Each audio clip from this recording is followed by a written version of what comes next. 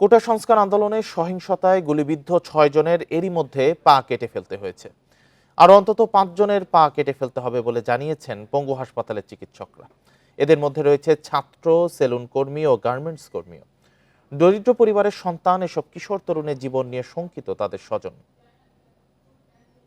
প্রিয় নম্বর সেট করে বিকাশে সেন্ড মানি করুন ফ্রি। এক পা কেটে ফেলতে হয়েছে ১৬ বছরের কিশোর নাদিমের। আগারগাঁও পঙ্গু হাসপাতালের ৪ নম্বর ওয়ার্ডে চিকিৎসাধীন এই কিশোর কাজ করত শনির আখড়া এলাকায় একটি এমব্রয়ডারি কারখানায়। ২০ জুলাই শনিবার বাসায় ফেরার সময় কোটা সংস্কার আন্দোলনে চলা সহিংসতায় গুলিবিদ্ধ হয় নাদিম। রিকশাচালক বাবার প্রশ্ন, সারা জীবন কিভাবে চলবে তার সংসার। আমি গরিব মানুষ, আমার ছেলেটার বয়স মাত্র ১৬ বছর। যে এই অনুরোধটাই থাকবে যেন আমার ছেলে যেন পাটা পায়। একই ওয়ার্ডে চিকিৎসা নিচ্ছে ১৯ বছরের রাকিব হোসেন। ঢাকা চিটাগং রোডের একটি সেলুনের কর্মী সে। সংঘাতে গুলিবিদ্ধ রাকিবেরও একটি পা কেটে ফেলা হয়েছে। ছেলের ভবিষ্যৎ নিয়ে শঙ্কিত মুদি দোকানি বাবা।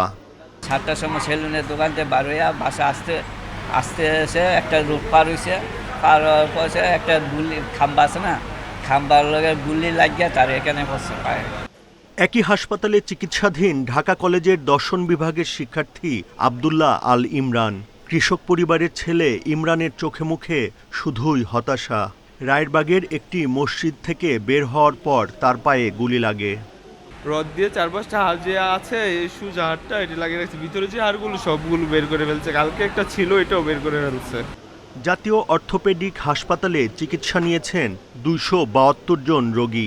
বেশিরভাগ সুস্থ হলেও এখনও চিকিৎসাধীন ৭৪ জন, যাদের সুস্থ হতে সময় লাগবে বলছেন চিকিৎসকরা। কারো প্লাস্টিক সার্জারি লাগবে, কারো লিম্ব রিকনস্ট্রাকশন লাগবে, কারো ভিতরে ইন্টারনাল প্লেট স্ক্রু করতে হবে। এরা স্টেপ বাই স্টেপ আমরা করব, but it is not completed all the treatments, but আমাদেরকে আরও সময় দিতে হবে। পঙ্গু হাসপাতাল ছাড়াও কোটা সংস্কার আন্দোলনের সহিংসতায় সোহরাওয়ার্দী হাসপাতালে ১৪, ঢাকা মেডিকেলে ১৩৫, মুগদা হাসপাতালে ৪৩ জন সহ রাজধানীর সরকারি হাসপাতালে এখনও চিকিৎসাধীন অন্তত ৫০০ জন। Buddhadeb Kundu, independent news, Dhaka.